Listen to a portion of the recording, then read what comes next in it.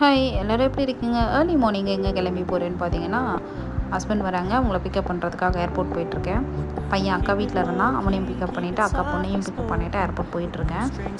Early மார்னிங்குங்கிறதுனால நைட்லாம் தூங்கவே இல்லைன்னா அவர் வராரு அப்படிங்கிற எக்ஸைட்மெண்ட்லேயே ரொம்ப ஈகராக வெயிட் பண்ணிகிட்டு இருந்தோம்.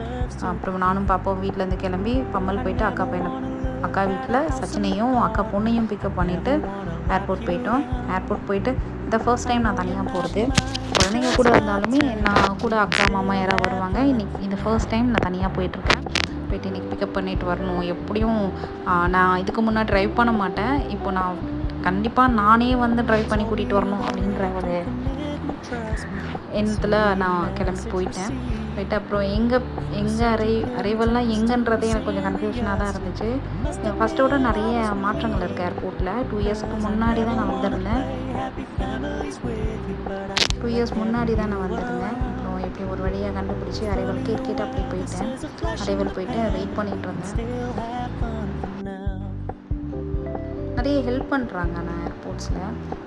எங்கே இப்படி வழி தெரியலண்ணா அது எல்லாமே சொல்கிறாங்க. எனக்கு ஃபர்ஸ்ட் டைமுங்கிறதுனால எனக்கு நிறைய ஹெல்ப்ஸ் தேவைப்பட்டுச்சு. அப்புறம் நிறைய ஹெல்ப் பண்ணாங்க எனக்கு போகிறதுக்கெல்லாம்.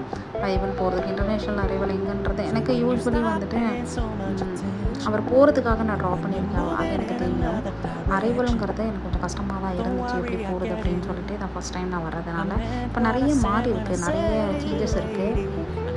அப்புறம் கேட்டுட்டு கொஞ்சம் முன்னாடி போய்ட்டு அப்புறம் ரிவர்ஸ் எடுத்து வந்துட்டு ஒரு வழியாக கண்டுபிடிச்சி போயிட்டு பார்க்கிங் கொஞ்சம் டஃப்பாக தான் இருந்துச்சு. பார்க் பண்ணுறது டஃப் இல்லை, கொஞ்சம் ரஷ்ஷாக இருந்துச்சு. பார்க் பண்ணுறது கொஞ்சம் ரொம்ப முன்னாடியே நான் போய்ட்டு பார்க் பண்ணிட்டேன். அதாவது ரொம்ப நடக்கிற மாதிரி இருந்துச்சு.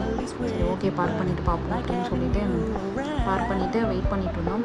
ஒரு 4:25க்கு ஃப்ளைட் லேண்ட் ஆகிட்டு இருக்கணும். ஆனால் 4:25க்கெலாம் லேண்ட் ஆகலை. நான் ஃப்ளைட் ரேடார் ஆப்பில் பார்த்துட்டே இருந்தேன், வாட்ச் பண்ணிகிட்டே இருந்தேன்.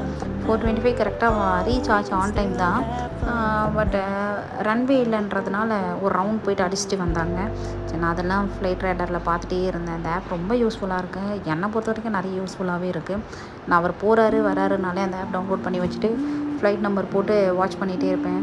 எங்கே இருக்குது, எவ்வளோ நேரம் ஆகும், எப்போது லேண்ட் ஆகும், எவ்வளோ ஸ்பீடில் வராங்க, அது எல்லாமே நான் பார்த்துட்டே தான் இருப்பேன். பட் ஓகே வெயிட் பண்ணிகிட்டு இருந்தோம். 4:25க்கு வர வேண்டியது வரவே இல்லை. ஒருத்தவங்களும் வர்றதை பார்க்கும்போது எவ்வளோ மனசுக்குள்ளே வச்சுட்டு எப்போ வருவாங்கன்னு காத்துட்டு ரொம்ப கஷ்டமாகவே இருந்துச்சு. ஒரு முகத்தையும் பார்க்கும்போது ரொம்ப சங்கடமாக இருந்துச்சு. நானுமே அப்படி தான் வெயிட் பண்ணிகிட்டு இருந்தேன். அப்புறம் ஒரு வழியாக அவர் வந்துட்டார். க்ரீன் ஷர்ட் எங்கே வருதுன்னு பார்த்துட்டே இருந்தோம். அப்புறம் ஒரு வழியாக வந்துட்டார். சச்சினை மட்டும் அனுப்பிச்சி விட்டு அப்படியே வந்துட்டு பார்த்துட்டு பின்னாடியே ஒளிகிற மாதிரி பண்ணிட்டேன். என்ன சொல்கிறது, 2 இயர்ஸ்க்கு அப்புறம் மீட் பண்ணுறோம். இருந்தாலுமே எங்ககிட்ட ஒரு ஜென்ஸோட வாசமே இல்லாமல் இருந்துட்டோம். அதனால் அப்படியே அப்புறம் வீட்டுக்கு ஒரு வழியாக வந்து சேர்ந்துட்டோம். வீட்டுக்கு வர்றதுக்கு அரௌண்ட் 6:30 ஆயிடுச்சு. அப்புறம் வரும்போது பிரேக்ஃபாஸ்ட்லாம் வீட்டில் சமைக்கல, அன்றைக்கி வெளியிலேயே வாங்கிட்டு வந்துட்டு அப்படியே அந்த நாள் அப்படியே போயிடுச்சு. அப்புறம் மதியம் பிரியாணிலாம் சமைச்சு சாப்பிட்டோம். இப்போ ஹாப்பியாக ரவுண்ட்ஸ்லேயே இருக்கோம். இது ஆக்சுவலி செப்டம்பர் 1ஆம் தேதி எடுத்த வீடியோ. இதுக்கப்புறம் கண்டினியூவாக வீடியோஸ் நான் போட ட்ரை பண்ணுறேன். தேங்க்யூ ஃபார் வாட்சிங். Keep supporting. லைக் பண்ணுங்கள், ஷேர் பண்ணுங்கள், உங்கள் ஃப்ரெண்ட்ஸ் அண்ட் ஃபேமிலிக்கு ஷேர் பண்ணி சப்போர்ட் பண்ணுங்கள். Thank you so much. பாய்.